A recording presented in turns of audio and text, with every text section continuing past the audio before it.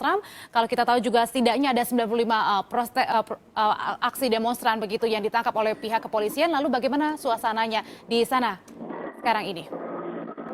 Ya, Audrey dan pemirsa Kompas, ini saat ini saya sedang berada di Franklin Square, di mana ini adalah titik mula kericuhan yang bermula pada pukul 3 siang waktu Washington DC.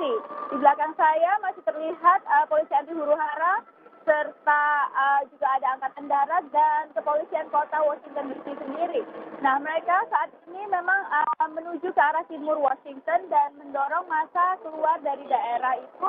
Tadi sempat pada pukul 3.30 waktu Washington DC, sebuah mobil dibakar, tidak diketahui siapa yang membakar, dan memang ini adalah, saya sempat berada di antara demonstran juga, mereka menyatakan ketidaksukaan mereka atau ketidakpuasan mereka, keengganan mereka terhadap kepresidenan Donald Trump. Sampai saat ini polisi masih berjaga-jaga di sekitar daerah ini, helikopter masih terus berputar di atas saya, dan di daerah ini memang terlihat cukup tegang, apalagi ketika polisi anti huru-hara ditambahkan untuk menjaga daerah ini. Untuk sementara ini, seperti yang tadi sudah disebutkan, 95 orang sedikitnya sudah ditangkap atau diamankan oleh aparat keamanan terkait dengan demonstrasi yang ada di Franklin Square ini. Satu orang petugas kepolisian dibawa ke rumah sakit karena terlempar objek dari protes demonstran. Selain itu, namun Kepala Kepolisian Washington DC sendiri menyatakan bahwa ini adalah insiden kecil dari protes yang berjalan cukup damai di sekitar Washington DC area.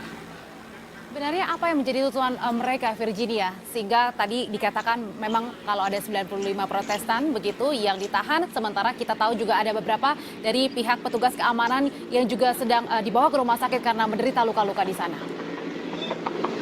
Tadi saya sempat berbicara dengan beberapa protestor atau demonstran yang anti dengan kepresidenan Donald Trump.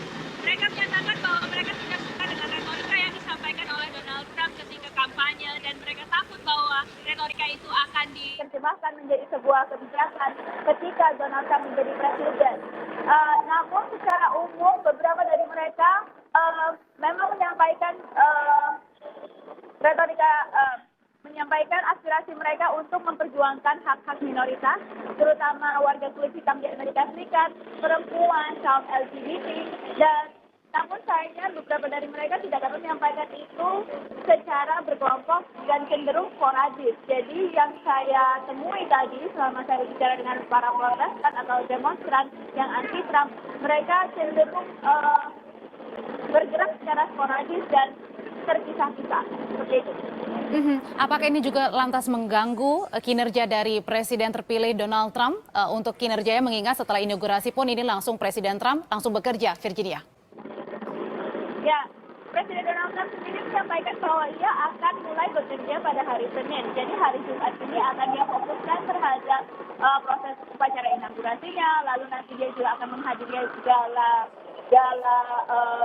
upacara dari proses inaugurasinya, dan kita belum bisa melihat bagaimana Presiden Trump akan menjalankan kepemerintahannya. Namun Presiden Trump telah menuangkan apa yang akan dia lakukan selama 100 hari pertama, dan beberapa poin penting yang ia fokuskan dalam rencana kerja 100 hari pertamanya antara lain adalah mengefektifkan dan mengefisiensikan pemerintahan atau apa yang selama ini sudah terjadi di Washington DC.